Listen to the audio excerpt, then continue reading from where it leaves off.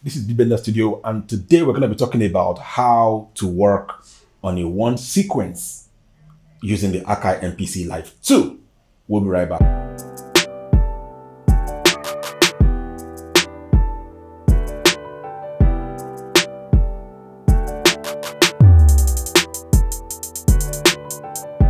Actually, on the Akai MPC Live, Live 2, whichever one you have, there are, I think, about like three different types of workflow that you can use. Two major ones that is actually pronounced: the song mode, or basically like when you're trying to do your maybe like the track mode. But then that sequence mode, which is this very one that you are right now, that's the one that is kind of like it's less talked about, but you find out that if you learn how to use it, you are going to actually be better off. Like, you work faster when you use a sequence workflow as opposed to using the song workflow. Or the way the song workflow works is you have multiple sequence.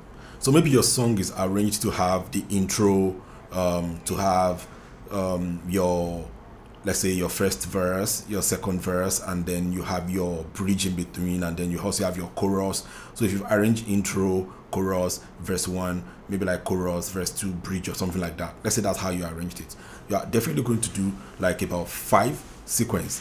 That means one will be the intro, and then one for chorus, one for the verse, maybe 1 or 2 if they are different, and then one for your bridge if you have something like that on your song. And then that way you can easily remove or add elements. But using the one sequence workflow, all you need to do is basically do everything in one sequence, and it's doable. A lot of people don't know that, but it is very, very doable.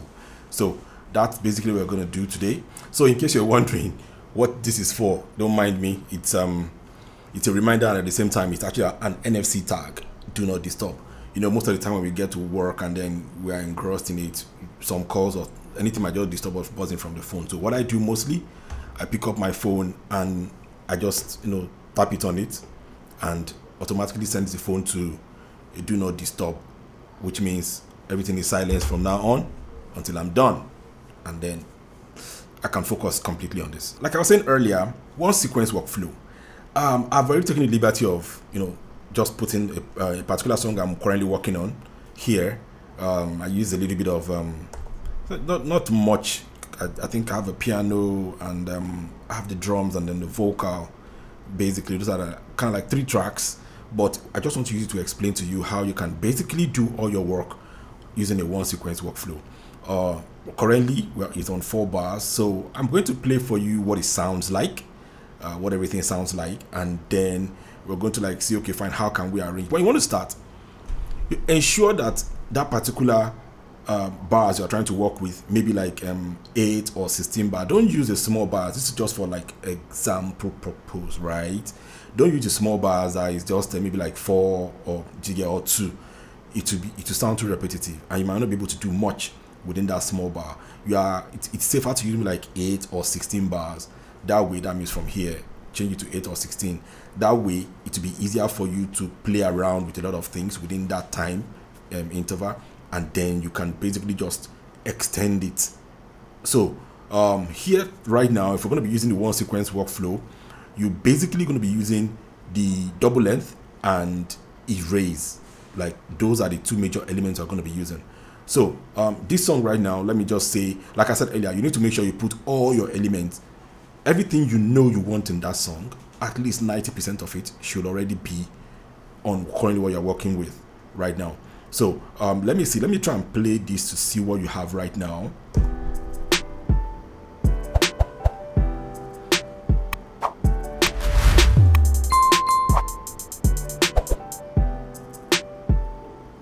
Let me name this.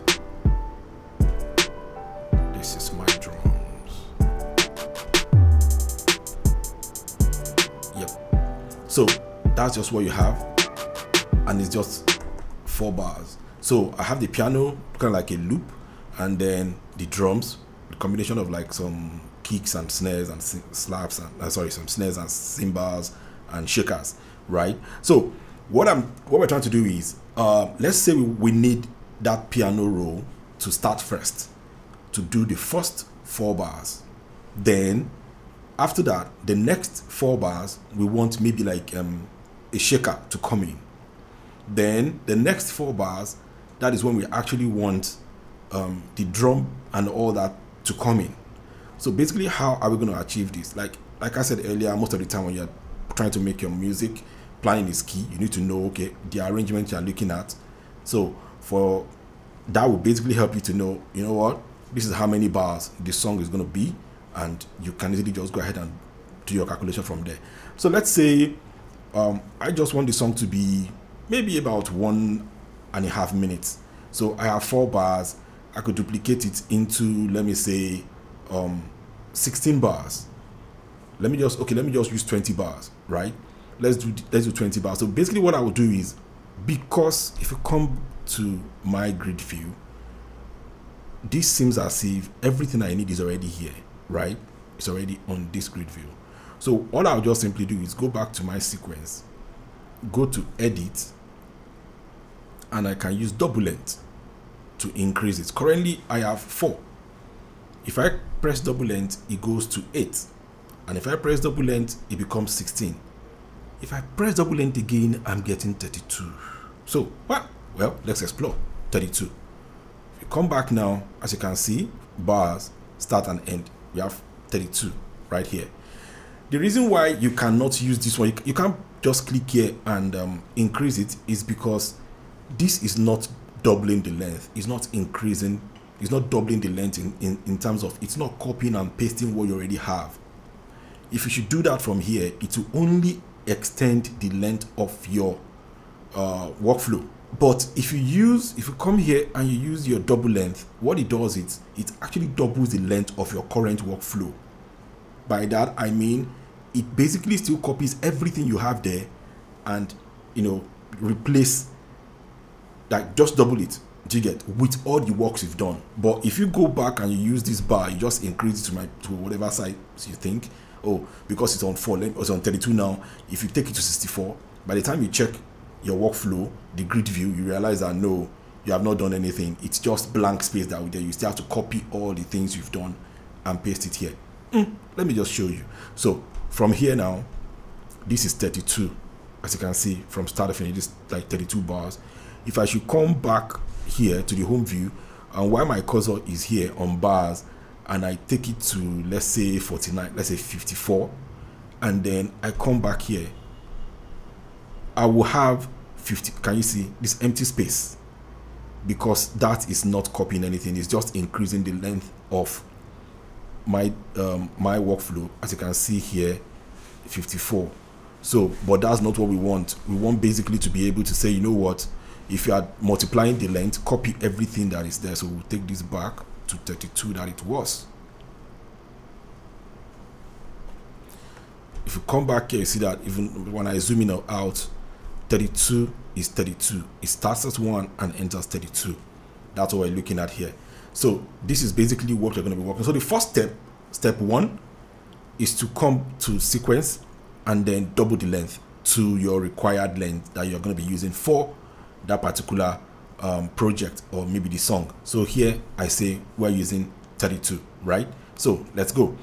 Like I said earlier, we're looking at, let's use the first 4 bars to hear just the sound, right? To hear just the piano, the very first track. Let's just hear piano. Let the piano roll alone for the very first 4 bars. So what we do is we'll go to the drum. Because piano is there, we can simply just go to erase. As you can see, when you click on erase, it tells you which sequence you are dealing with. Is the where, don't forget, this is one sequence workflow. Where on the first sequence, the track we want to erase, is it piano? No, I want the piano to play. I want everything else to go. So I want the vocal to go, I want the drums to go. I'll select drums. Then from the very first bar, the very first beat, and tick to, let me take this down to 5-1. That's the first beat of the next bar. So from 1 to 4, this automatically goes up. So when I hit do it, you know, I selected the drums. So if you come back here, piano stays, but if you switch this to drums, as you can see, drums is off.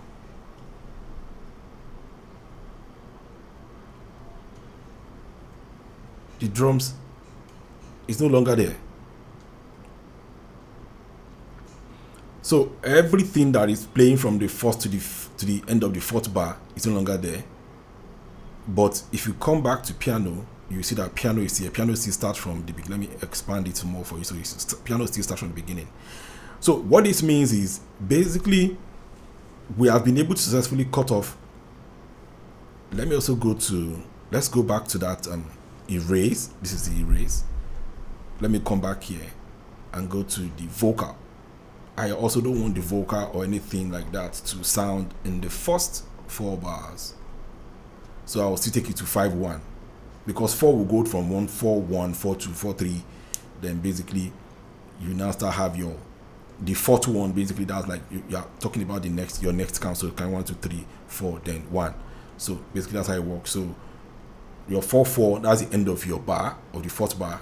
Your 5-1 is when the next bar starts. So if I come here now and I say do it, automatically again, it will have taken away every vocal from the first 1 to 5 bars, as you can see. So as you can see, the vocal now starts from within the 5th bar upwards. So let us just play this one now, so at least you can hear what we've been able to do so far. Let's start to play from the beginning. As you can see, it's only the piano, and if you check your count here, at the 4th one, that's when the beat will come in. Can you see? That's when the beat comes in. So just like that, then you can hear the vocal. I'm not sure if it's loud enough. I can. Okay, maybe I'll just go and increase that vocal for you when we get there. But basically that's how you do this, and if you continue to play that. So if I say, you know what, so let me stop this, go back to my sequence, select drums, go back to the grid view, and then I say, you know what, I basically really would prefer just the shakers to start. Even at the 8th bar, that's when I actually want to be able to hear. I want the kick or whatever to come in, but that shake, that you were hearing continuously, which I believe it's this guy, that is what I want to hear that first. Then at the 8th bar, that's when you can come and start giving me maybe another beat and all that. Fine, it is simple. Right from here now we can manipulate things. I can basically just select everything here. I can select all I need to work with and delete. I want the 8th bar. Nah, let's go further. Take care of this. Delete. So we'll come back here. You have some 1 or 2 things that is happening on the ground here. So we'll come back here again. I could basically no. I don't want to select the shakers up to here. I also delete. Let's play this and see what we get. Let me play start. Only the piano right now. So then that's the shaker coming in. You get. So then the beats, the kicks and everything start coming in. So you can decide from here now to start rearranging based on your need. All you need to do is just delete, using erase, delete what you don't want to be there at a particular point in time, and then go back and start fixing them in anywhere else you want them. This will make you work faster. The essence is, realistically, there's nothing you do here that doesn't work if you prefer to use the sequence workflow, the song mode, that basically all it does is do your intro, your this one, that one, bridge, your chorus. But it's best advised. It makes your work kind of like faster when you are used to doing it this way. Basically, what it means is just one sequence, and then you are able to cut, erase, delete, double the length. That's what we are talking about. Let me start this. Okay, and then just like that, you can see that it's a lot easier for you to just work using the one sequence workflow. There's a lot you can do there. The erase is not only when you click on this erase button. If you come back to your sequence flow, you see double length. If what you're doing is too much, you can halve the length, or basically just use your erase. There is also erase here. You get, and then we have the delete bars that you can basically just use to delete a particular bar you don't need, maybe from bar whatever to bar whatever. It takes it off, and then you be able to quickly just do all you need to do within one sequence workflow. Yeah, I think I was talking about trying to increase a particular, that's my vocal, right? That I like the way it sounds. I'm not sure if you guys heard it properly, but if I go to my menu and I go to pad mixer on drums, is it on my drum? Is it on my vocal?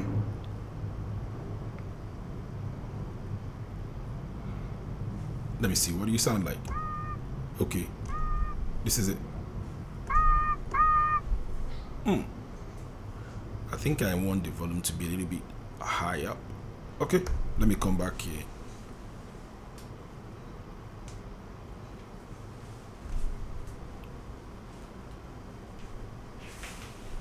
I can nudge it up a little bit.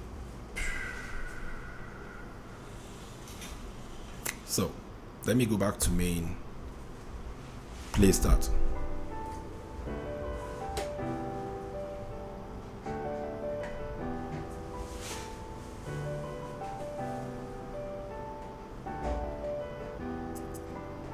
You hear that? Yeah. Okay, in case you're wondering, okay, fine, where did I get that particular piano roll from? I think I picked it off Lander. Yeah, I picked that off Lander. I have a lot of loops. Basically, what I do is I hunt loops on either Lander or mostly Splice, yeah.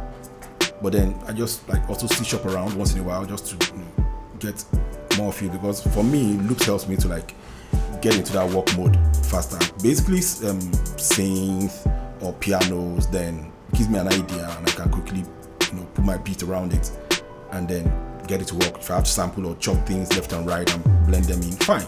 But then so there you have it, and let's not waste time on this. This is basically just straightforward how to work using a one sequence workflow on your Akai MPC Live 2. Also applicable if you are using the MPC Live or if you are using the Touch or whatever. This sequence, this method basically work across board for the Akai MPC. So that'll be all for now. Don't forget to like, share, follow, and subscribe. Basically, we'll see you in the next one.